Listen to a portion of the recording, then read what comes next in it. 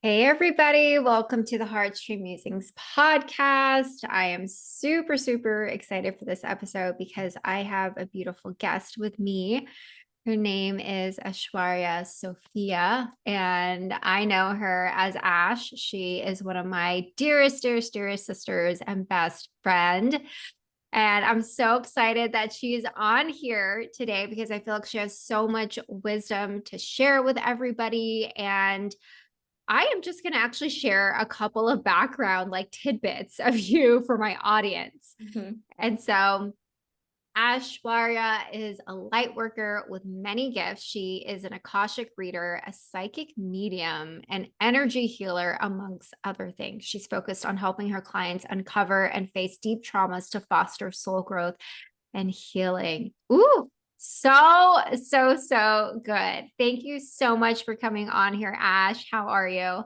I'm good. I'm so happy to be here. I'm so excited to chat with you. Oh my gosh, amazing.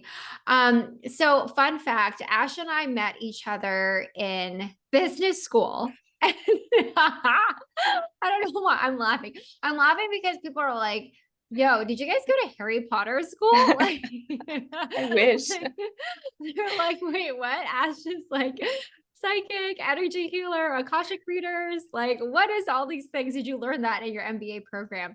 And I'm laughing because one of my favorite memories with you was when, oh my gosh, was it that data class we were in? And we would always sit next to each other and we would literally get in trouble all the time by the teacher. And he would separate us. We couldn't be in groups together Yeah. because we would talk too much. Oh my goodness. But I'd love for you to just kind of come full circle because when I met you, you were a lawyer, right? And you're also in consulting. And so this pivot, I would love to hear kind of, take us back into what that journey was and how that even began.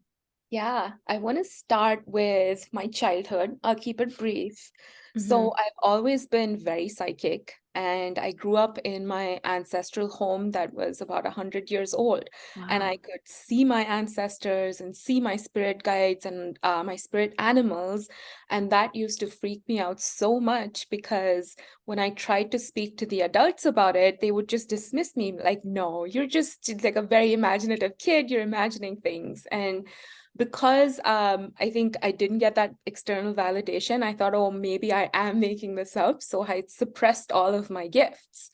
Mm. And I was in the 2012 wave of light workers that woke up. So I started doing a lot of digging, past life regression, and discovered that these gifts are real. And even then, I was doing my master's in maritime law at the time. So I was so focused on that, this took a back seat. And I always thought, okay, I accept I have these gifts, but it's just probably going to be a hobby. So fast forward to business school. When I decided to pivot from being an attorney to business, I decided to get a business degree. And I was, again, so focused on doing well at school and getting a really good job. And I was determined to be a management consultant. We know that's a pretty hard field to break into. Yeah. So I was so focused on that that, again, this took a back seat. And then fast forward to the end of business school, got my dream job at a great company. Everything was perfect, or so I thought, right? Because come 2012, when the pandemic hit and we were all at home, my gifts, I think because I was a little bit more relaxed and life was not going at like a million miles an hour, all Yeah. of my gifts started coming online in such a real way. I knew that something was going to happen with this. And then less than a year after that is when I received the call. I knew that I was a light worker.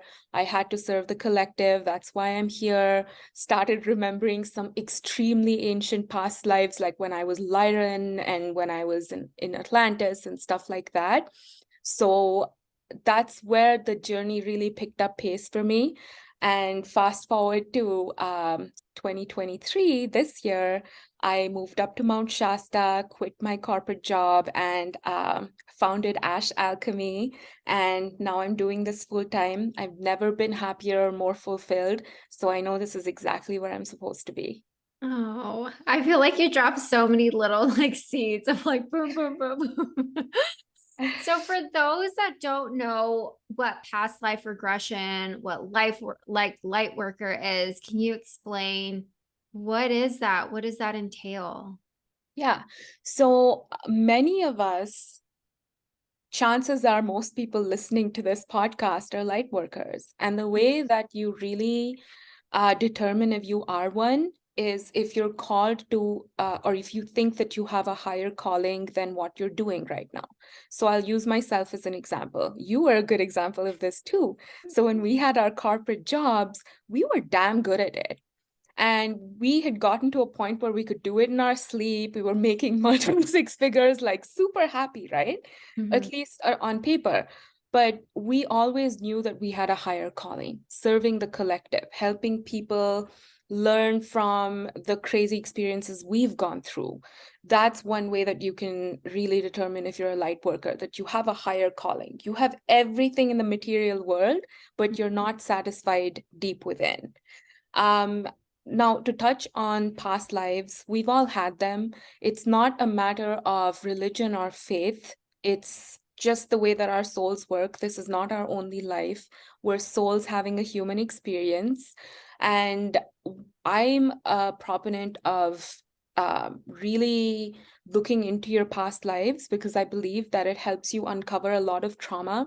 There are a lot of phobias and traumas we have, or even gifts, right, on the other side of the spectrum that we always wonder, like, why am I born with these gifts? Like, why do I have this ability to like speak to spirits and see my ancestors and no one else can see it?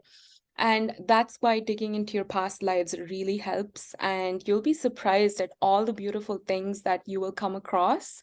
And it's not just in spirit. That stuff, once you do past life regression, for example, really translates into the physical as well. So, do you want me to dig deeper? Does that answer your question? How does that sound? Yeah. Um, so if someone were to come to you, or like, why would they want to dig into that? Like, what is the symptom? I'm wondering of why would they want to go and do that? Yeah, so there are many different things, right? So I also do hypnosis and past life regression. And what I've Mhm. noticed is it can be something as simple as I have this deep desire to know about my own history or my own Mm. ancestry, or why was I born into this family? Why was I born into this ethnicity? Because Mhm. I was always so curious, why was I born Indian? I don't feel very Indian. I love my culture, but I'm not very stereotype are not like typically Indian. So Uh-huh. that was one of the reasons I did past life regression. And that can be one thing. The other thing is you want to really discover your purpose. For many of us, that comes very easily. You just know, like you just knew you wanted to be a coach. I just knew I wanted to be an energy healer.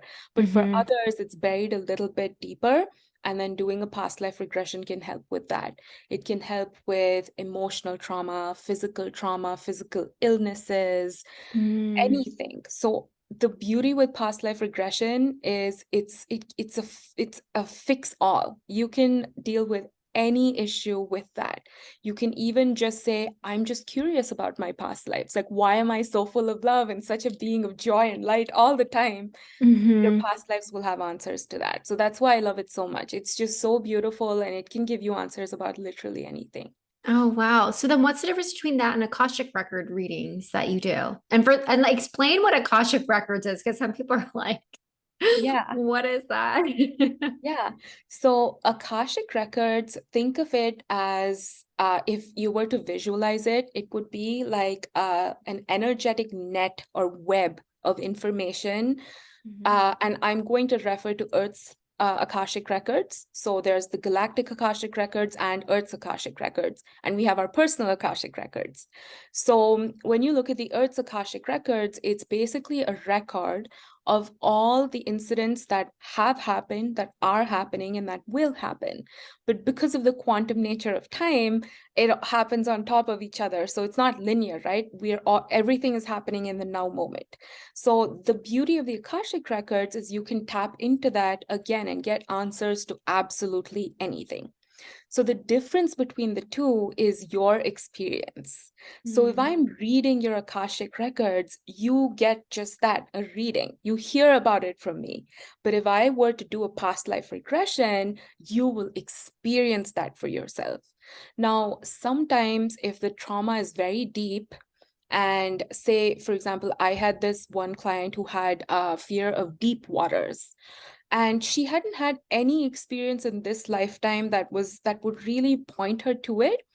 And so she would be a great candidate for, and we're still in conversation, so this is an ongoing thing, but she's a great candidate for hypnosis and past life regression because she needs to relive some of that to untangle that knot, the knot of the trauma, and enter the seed point and release it for herself, as opposed to hearing about it from me, where I feel like Gotcha. that won't give her the healing that she needs. So it sounds like past life regression is more somatic because you talked about the experience as opposed to Akashic, which is more of you imparting knowledge and education on someone. Yes, absolutely. And I think also one other difference between the two is with Akashic readings, I'm going to read your records, give you the answers you need. I can clear and reset it. But with past life regression, your higher self is doing all the healing. I'm just holding space for you. And that's why I think Mm. that's a little bit more personal. Not everyone needs past life regression because that takes 4 to 6 hours, but an Akashic Oh, reading is an wow. hour long. Oh my God. Yeah. Wait. So how do you actually mentally prepare yourself, one? And then also, how does the participant prepare themselves for it? Is it online? Is it in person? How do you work with So them? the practice that the quantum hypnosis practice that I practice, you can do it either online or in person. Either is fine, it doesn't matter. You just need to have a quiet space. But preparation is key because you want to be in that trusting, calm space within. Because if you're worrying about, oh, I've never done this before, how can I connect? Will I actually be able to be hypnotized? Or being scared of hypnosis, things like that. So what I do is I have an initial brief conversation with the client to prepare them. I send them a couple YouTube videos to watch other people going through this so they know it's not scary. And also the key thing I find with hypnosis is that it's very misunderstood, because all of us, when we think of hypnosis, we think of stage hypnosis, right? Where Right. you think that it's like anesthesia, you're completely under, you're out, and that the practitioner has complete control over you. Nothing could be farther from the truth, because what hypnosis, quantum hypnosis is you're just in a deeply relaxed state where you're very suggestible. So what I do is I connect you to your higher self who does the work, right? And as we all know, our higher selves is the purest soul form of ourselves, which only has the best interest of everyone at heart. So there's no risk of anything going wrong or anyone like snapping their fingers and you going into like a get out type situation. There's no chance of any of that happening. And so just letting people know that it's completely safe and you're in control. And most likely, of the 4 hours of hypnosis, you will remember 90% of it. So it's Wow. not like stage hypnosis, just letting them know that and letting them know that you cannot get it wrong.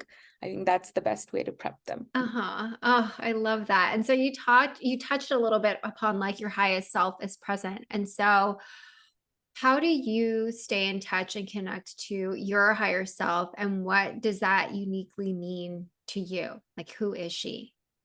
Yeah, so I have a name for my higher self just because I like to name everything. Yeah. What's her name? So I don't want to share her name, and I'll tell you why. I tell you why I don't want to, because and no Uh-huh. one should. So I'll touch on that first. So I do a lot of research and study about ancient Egypt because I've had many lives there. I've been a high priestess there, and I'm very well oriented with the healing practices. And your name is the gateway to your soul, or the gateway or the energetic key to get in touch with you, which is why I'll give you an example. We know the Egyptian goddess Isis as Isis, right? But her actual name, when you want to invoke her, is Aset. And that's the one that really has power over her. Meaning, if you call her by that name, she must show up. Even though she's a goddess, it's because you addressed her in the correct way. So So if it's almost like a parent when they call you by your whole name as opposed to just your first name. Yes. And you know what's so funny? I love that you mentioned that. So growing up, no one ever used my full name, Aishwarya. They would just call me Aishu, which is my pet name. So when my mom was pissed and she called me Aishwarya, I don't care where in the world I was, my ears would perk up and I'd be like, oh my God, I think I'm in trouble. So it's kind of like that. Yeah. And I mean, you already know my higher self's name, but the advice that I have for everyone is it's very easy to connect with your higher self. And once you do, just ask them, what can I call you? Don't ask them, what is your name? Because we have multiple existences. So they'll give you like 22 names, like all your multidimensional names. But just say, what can I call you? And you'll receive the name. Now, you can share this name with close friends and family. Just don't share it with just about anyone because you don't know what people's intentions are and you don't want them to have that kind of power over you. Wow. Okay. So for someone that's listening and is just like, oh my gosh, they're so fascinated with all of like the different multitude of topics that you're sharing. Where did your journey even begin with like unlocking one topic and then it brought you to the next? Or like, I know that you mentioned the very beginning that you used to have spirits like come to you and you suppressed it because your family was like, what are you talking about? Like, yeah. So how did you kind of just what was that I guess the breadcrumbs that brought you to this vast knowledge of almost like the mystical and the occult and like all of this stuff. Yeah. So we all know that we create our own reality, and that the best way to jump timelines or be in a new timeline or a new reality is with the choices we make. Mm. So I think ever since I was a kid, if I have to go way back, the very first choice I made to be on this timeline, I was about 6 to 8 years old. I don't remember exactly, but I had just witnessed my mother making someone feel less than, right? And I saw the look on their face. And I don't know why it moved me so much, probably because I'm an empath. But I remember coming home that evening and praying, kneeling over my bed, and just begging God, saying, I never want to be like her. I never want to make someone feel that way. I want Wow. to do better. I want to be better. And I really believe that that was the first choice where I said, I choose this path of the light, of being a light worker. And it's not easy, you know that. Like being where we are now, of being in this place of service, it's not easy. It's been so many difficult decisions and choices, but that's what led us here. So I say that to say that it doesn't mean that if you didn't have that moment at 6 or 8 that you can't be a light worker. That's not what it means. But what led me down this path is choosing this every day. So you know this. I was in a marriage of 6 years, wonderful guy, but he just wasn't the right one for me. And we had this picture perfect Bay Area tech couple life, but that was a choice I made when I was unhappy. I could have stayed there and said, wait, I'm comfortable. I have all of these material comforts. I could have stayed there. But I said, no, I have a higher calling, which starts with me taking care of myself. And that's a choice I made. And I was telling you this just the other day on the phone that I'm still getting over that trauma. And I think I'm just about done 2 years later, right? So Wow. it's those series of difficult decisions that end up being amazing for you because I've never been happier or freer in my life. But it's one after the other, choosing this path is what sets you on it. Because even on this path, a lot of times when I've discovered a new topic, I've sometimes been shocked by it, like, oh my God, I had this life, I did this, because Mm. all of us have incarnated as everything.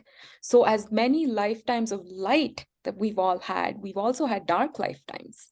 That's our shadow side, right? Just like how it Mhm. is now. So, it's about looking at that, loving yourself through that too, and then holding space and integrating it and saying, it doesn't matter how much darkness I've been through or seen, I choose the path of light. So it's consistently choosing that path that brought me here. Mhm. And so for someone that is just kind of stuck, right? They know they need to choose a different path, but they don't know how to do it. Maybe they think they can't. Maybe like you, it's just like, oh, I'm listening to my family. That's kind of predicting how I should live.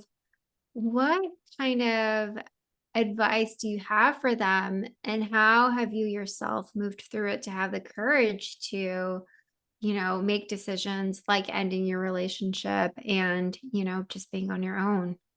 Yeah, that's just such a great question because we're all at it at that point at some point. I know I was. So Hmm.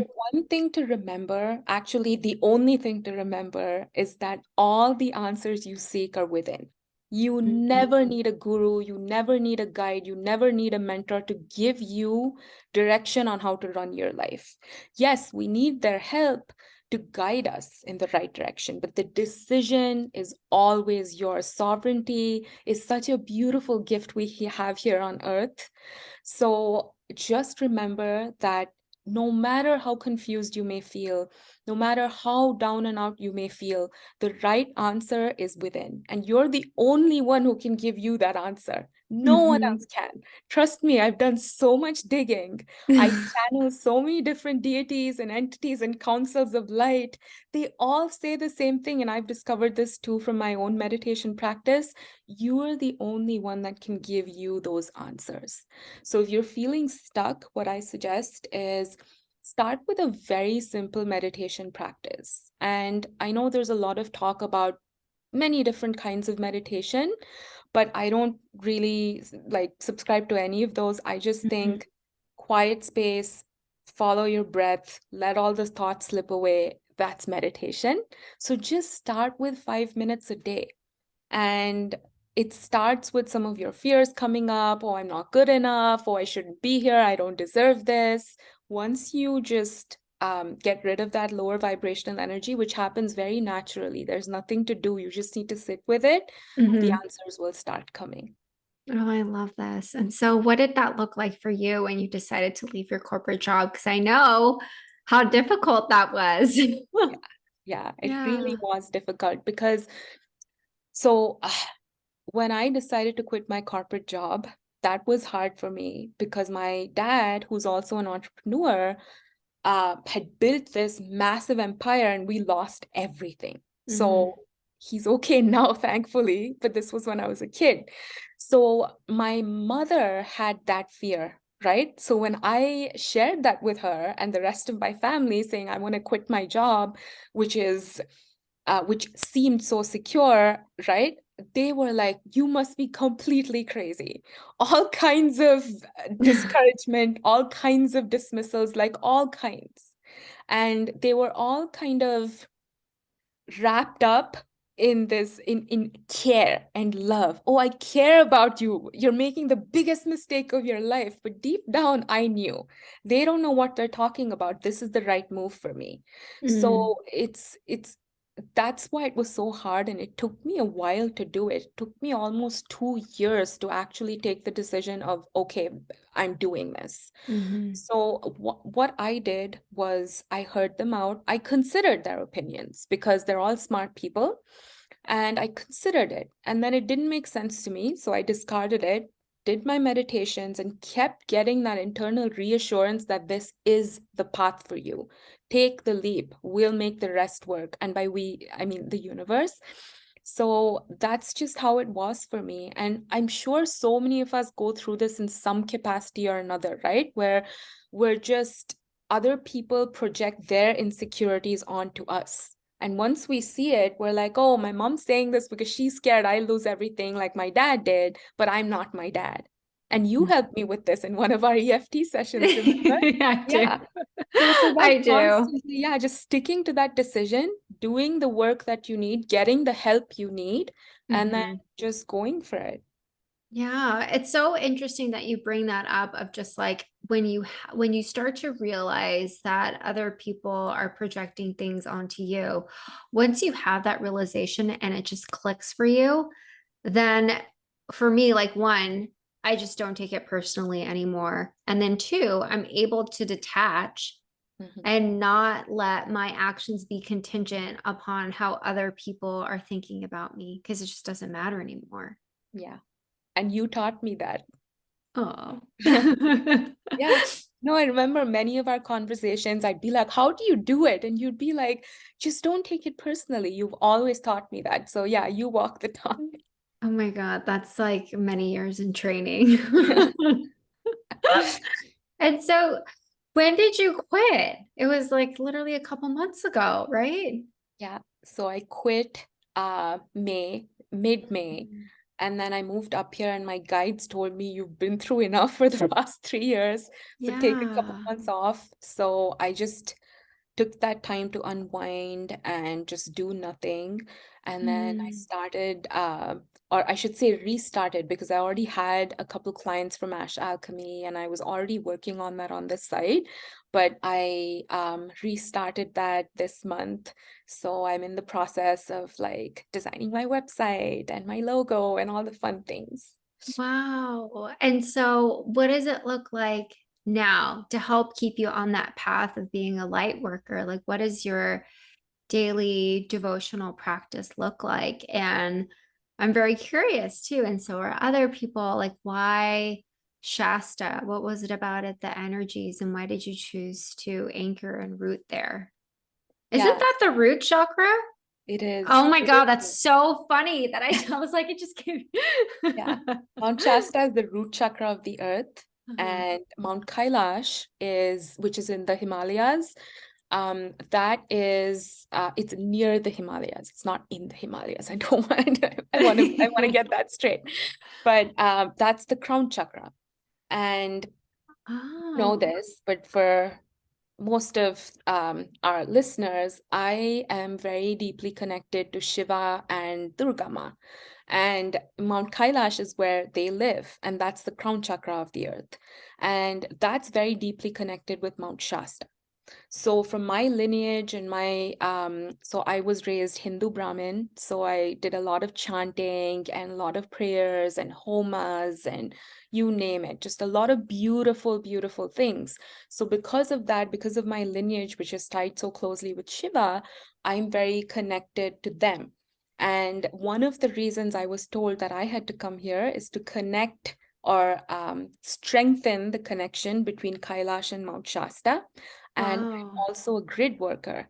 So grid workers, I mean, I can speak about it for days, but in a nutshell, it's just we hold the Earth's grid and we stabilize it. That's one of the things, right? So I had to bring in that crown chakra energy here to stabilize the root chakra, because with all of like the pandemic and the economy and war and stuff, the collective consciousness does not feel safe. And safety is rooted in the root chakra. So Mhm. that's why I had to come to the root chakra of the earth to heal it and hold space here so we feel safe as a collective. Now, I'm not the only one doing this. I've been told that we're 22 of us doing this, but I don't know the other 21. I hope to meet them, but I was gonna say, where are the other yeah, 21? I don't know. It's so funny. Every time I meet a new person here, I'm like, are you one of the 21? I don't ask them, but I'm wondering. Oh my gosh. Okay, so then does that mean because you're like is a grid worker, like gridlock worker? So then are you going to live in all the other areas where there's like the sacral, solar plexus, heart? Wait, where's the heart? I'm forgetting where the heart is. I know that the sacral, there's uh, Lake Atitlan is one. Oh my God, I should know this. I think Lake Atitlan is the heart. Is it? I I think was just someone reading told, about this the other day and I'm like completely blanking. oh my gosh, we'll have to share it because I'm curious of I think we had that diagram. I've sent that to you. It's like in my head. Mhm. And I think I found it from some woman who does Mary Magdalene stuff, some person online. And that's how I knew Mount Shasta, because that was the route. And then there was one in Argentina. Yeah, And then I forget where else. My desire is to visit all of these places. me too. Oh my God, let's make a plan and go together. Okay, amazing, amazing. I'm like, is there one in Greece? Because I'll be there in September. I'm looking, that's what I'm looking at. So it says uh, Lake Titicaca is the sacral. Um, Uluru, yeah, Uluru is the solar plexus. The heart is Glastonbury in the UK. Yeah. Oh, Yeah. And the throat chakra is the pyramids of Giza, of course. The uh-huh. third eye, this keeps moving. And then the crown is Mount Kailash. Yeah. Wow. That's so beautiful. Yeah. Let's go. Let's go to every one of these places. I know, right? That'll be our own energetic, like healing pilgrimage. Yeah. Yeah. Weaving the web of light like Yeshua and Mary Magdalene throughout the world. Oh my God, I love this. And so, how do, as someone who, it's kind of like what's coming up to me throughout this conversation is this theme of connecting to your inner truth, like the person you were born as, despite what other people say. So having the courage to connect to your inner truth and like um reestablish that connection to your gifts that you had when you were younger. But then also step into this new, not new identity, but more of this like forward thinking identity of like who you are as your highest self with these gifts. So it's like bridging the things that were always innate and inherent within you with the person you are now, all the lessons, the gifts, and the experiences that you've learned. And so for someone that is trying to find their path in this, and they don't know where to begin, like I know you've given like little snippets here and there of like different tools that they can practice, but it's kind of like, what would the advice be for yourself when you were younger, around, like 6 to 8, or when you started having visions or experiencing different spirits, like as a woman you are today? Yeah, so I want to answer that in two parts. So, first is the advice that I would give my younger self is that your sensitivity and how empathic you are and how much you feel for others is your strength. It's your gift. It's not your weakness. Because I was told a lot, because I'm very fiery and very strong, but I'm also very sensitive. So the strong side, the go-getter side was always encouraged, and the sensitive side was like, you're a strong girl, you don't need to cry. And that always used to confuse me, right? Like I was Yeah. like, I didn't know the two could coexist back then, but I do now. So that's what I would tell her, that this girl that you are, you're meant to be this, and you're meant to grow in this power. And no one else can see these gifts that you have, but it doesn't mean you don't have them. You know your gifts, you know yourself the best. And honestly, this is the advice I would give to a lot of women too, because I think a lot of times we're told, oh, you're too much, or you're not enough, you're this, you're that. Just let all of that melt away. Who are you? Do you know who you are? That's all that matters. Do you like you? If you don't like you, then nothing will make you happy. So that's the advice I would give my younger self. But the other thing is, for someone who's just setting out on this path and they really are looking for answers, I would really say, first thing is, I think, inner child healing, but I think that's spoken about a lot, so I won't touch on that. We all know what that means, and I think a lot of your other episodes have a lot of wonderful information on that. So inner child healing really helps that inner creativity open up. But also in the same spirit, I think we like consistency. We like safety, because when we have that, when we create a safe space for ourselves, our inner genius, it just blossoms. You don't even have to try. It just comes out. So the advice I would give to people who are just setting out on this and they don't know, they're not sure where to start, is to have a very simple morning and evening routine to bookend your day. And it does not have to be elaborate whatsoever, but the key is consistency. Follow it every single day. So I'll give you an example of what I did when I started off. So I would wake up around the same time every day. I would do some self-love affirmations, and then I would get dressed for the day, come downstairs, I would pray, I would meditate. Again, only like 5-7 minutes each, because I had a corporate job and like a 90-minute commute each way. So there was no time to do anything else, right? So very simple, but I would do that every single day. And that's when I went from someone who was surviving, where I was just thinking of how do I get through today, right? To someone who's thriving, where I was like, what is my long-term goal? Wait, I'm not really happy with this. What do I need to do to fix it? And things like that. So just have that time alone with yourself and that time where you can feel completely relaxed and safe, and just allow yourself that time every day, even if it's just 10 minutes in the morning and 10 minutes before you sleep. That's just such a great place to start. I love that. I love that. Such tangible tools that people can walk away with and just integrate into their life immediately. I love Yeah. that. And so in your line of work, what do the offerings even look like? How does someone even work with you? What kind of, different ways can they work with you? Because you have just so many gifts.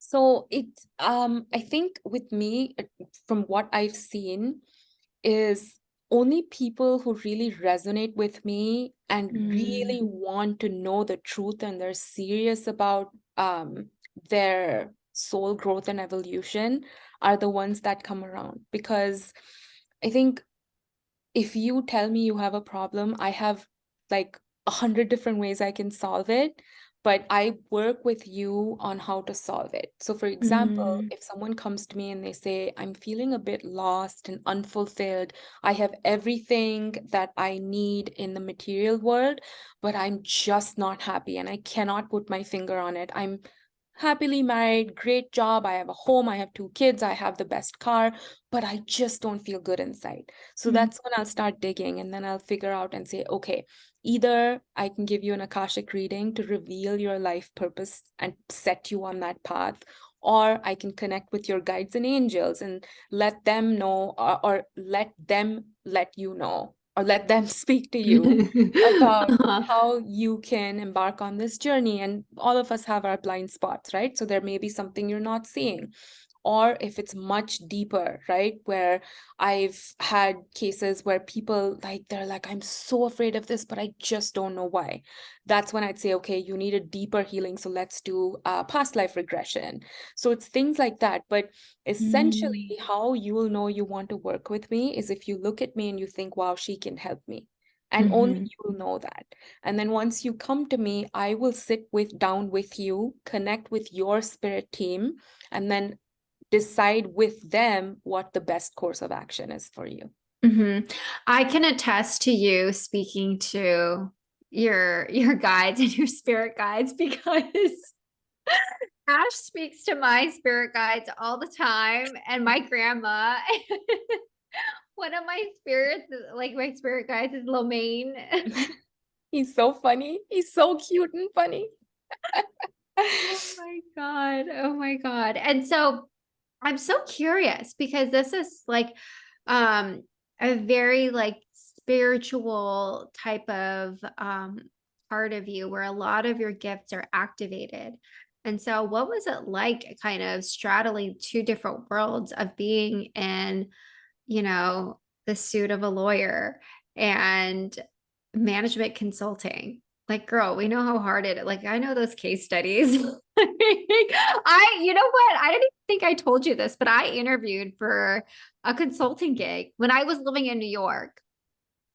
I have like trauma from that. It was the worst interview of my life because I couldn't like crack the code, the case study. But those jobs are very tough. They're very much an environment where you have to suppress and repress a lot of things, take on a new identity that just sometimes may not feel good, especially to the one that you feel is your truth. And so, how did you just we're just like, okay, like living in this world, having to do that, but knowing you had this other purpose? Because I think a lot of people can really resonate with that struggle of being in an identity that they just don't even want to have to put on every day. Yeah. So I mean, it was relatively easy in the beginning because I think I was not as awake because as we all Mm. know, like awakening happens in stages. So it was kind of easy, but it still was a struggle. So what I did was, because you know me, I'm very authentic. I don't know how to wear a mask. And a lot of times, like when clients would like come in and they would speak to me about a problem, and I would like see their guides around them. I'm like, not now, I'm trying to be an attorney. Like, you can't do Oh. this. And anyone who does any kind of spiritual work knows that boundaries, boundaries, boundaries. So I would set boundaries. And what I would do is I would tell people's guides, if you want to tell me something, you be discreet. And if I can weave it into the conversation, I will. If not, I need to focus on my job. Because back then, I'm talking 10 years ago, I did not know that I would do this full time. So I always thought I needed to have that career, and then this was something I would do to help people on the side. So boundaries, that's one thing. But if you don't have that problem, but it's just about the identity, it's about trying to be as authentic as you can, even in that setting. So one thing is I got into law because I'm a fifth generation attorney. So it's in my blood. I really do genuinely enjoy it. No one forced me to do it. And it's about looking at what about this do I enjoy? So, for example, if you're in a tech job and you're like, this is sucking the soul right out of me, look at why did I get into it in the first place? And what do I still like about it? Right? Even if Mhm. it's the big fat paycheck, because maybe that's helping you be more charitable, right? That's a very, very valid reason. So, whatever it is, try to look at what brings you joy in that situation and really amplify that, because we are always in control of our reality, right? We see our reality through our lens. So if I want to look at management consulting is helping people figure out their problems, then that's what it becomes. It doesn't become about anything else. So I would always tell myself, okay, I'm helping people. I'm leading by example, showing other women that this can be done, because that's always been very important to me, to be a positive role model for other women. So it's focusing on those little joys, and that's on one hand. On the other side, also keeping your mind on, okay, if this is not giving me complete fulfillment, then it's not my long-term plan, then what is? So then that becomes a little bit easier to deal with, because you know it's not going to be the rest of your life. Mm-hmm. Oh, I love that. I love that. I love that because I know so many people will resonate with, okay, I'm in this job day in, day out. How do I, survive until the end of the day? Yeah. But I like that reframe you had of, even if you are getting a paycheck, maybe it is helping you be charitable for the rest of the world. Maybe it is helping you impact people that are at your job and, you know, different types of connections, all of that stuff. Amazing. Amazing. And so, where are you on your own spiritual journey right now? So I always say that it's just an ever evolving journey, right? Ever unfolding. And even this morning, I had this dream and I was like, wow, I never realized that that's like one lens or one angle of something I went through years and years ago. So it's ever evolving. So where I am now is I know that I want to be a healer and I want to do this full time, and here I am. But I'm discovering a lot of new gifts. So an example of Mm. that is I have a new offering where I read people's soul contracts, where Ooh. yeah, so I would just ask for your name and date of birth. And say, for example, you want to know what your contract with your sister is. So I would ask for both your names and dates of birth. And I would, with a mix of modalities like Akashic, I would draw some cards and just different things. I will give you a report of, okay, this is why you incarnated together. These are your past lives. This is your soul lesson. This is how you're helping each other, whatever that is, right? And if it's a karmic relationship, then this is what you need to finish that relationship, whatever it may be. So I'm learning that, because a lot of the things that I've learned, I learned from my guides, because there's no precedent to some of these things that I'm doing. And it was a little scary in the beginning, but I'm sharing this because a lot of us light workers, we need to be pioneers and way showers and come up with these new modalities. So that's where I am. I'm learning a lot of new practices, and I usually practice something anywhere between 3 to 6 months before I offer it to my clients. So that's where I am now. Ooh, I feel like once this episode drops, so many people are like, where can I find Ash? I hope Why they're so. like, why am I with this? No, I With hope this so, partner? because I really want to help all these people. Because if I had an Ash in my life when I was going through all of that stuff I went through, I would have gotten through it so much quicker and would have been so much easier. Okay, so did you hear that? If you work with Ash, you are able to quantum leap timelines. Oh my God. So before we wrap up, I would love to know, like, is there any other wisdom, nuggets, insights that you would love to leave people with? Yeah. So one thing that is, I think, the most important thing, if you can do nothing after this episode, say, for example, you don't even have the 10 minutes to do the morning routine and evening routine, right? Mhm. Ask for help. So we all have our own personal light council or spirit team, which consists of one guardian angel or spirit guide who's with us from birth to death. And we have other ones that come in and out. We have our ancestors. But the rule on earth is, because it's a free will zone, they cannot intervene without us expressly asking for their help. So I've heard a lot of people say, oh, God knows what to do. Yes, but you need to ask. That's the rule on earth. So what I would say is, if there's nothing else you can do to help yourself, but you have that burning desire to help yourself, just ask for help. Ask your guides, show me what the purpose of me being in this corporate job is. Show me the reason I'm feeling so unhappy, right? And once you ask the question, release it, and then be in a space of observing. Now, you can do this either by sitting in meditation and being in a receptive state so they can send you the answers, or you can just go about your day and just be observant of the different signs you see. So, for example, you might see like 7 dragonflies that day. So, look up what dragonflies mean, right? And then you know what your guides are trying to tell you, or you keep seeing 444 everywhere. That means your guides are trying to tell you, we're here, we're supporting you. So your guides and ancestors can always hear you. We can't hear them because we're not still enough. So all I would say is, if you have anything that's bugging you or troubling you or you need help with, just ask.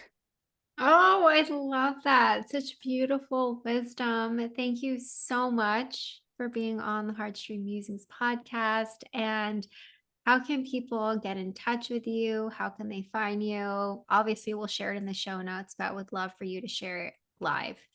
Yeah, so I am building my website right now, but I think by the time this goes live, the website should be up.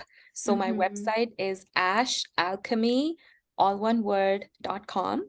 Also, the easiest way is to just find me on Instagram, just follow me and DM me. I'm also at Ash Alchemy on Instagram. Yeah, so those are the best ways that you can reach me. Amazing. And before we wrap up, there's always a question I love to ask each of my guests. And it is, what are you doing to fill your own self-love cup and connect to the little you? I love that. So I usually go out and play on the swings at the park. You know this, to Yeah. connect with my inner child. And I do this several times a week. And something about being on the swing, it just balances me. Like I can't explain it. So it's been raining for the past couple of days and I haven't been able to do it. And it stopped raining. So I'm gonna take myself to the park and play on the swing. Oh, that sounds so beautiful. Thank you so much. I'm so glad to have you on here. It was such a treat, and I will share all of your info. And thank you to everyone for listening to this podcast. If you love it, would love for you to share it with your network, rate it on Apple Podcast. And if you rate it, send me a screenshot of my email and I will send you a free goodie. Awesome. Well, thank you so much, Ash. Thank you. I had so much fun. Yay. All right. Thank you, everyone, for tuning in. I will catch you later on the next episode. Bye.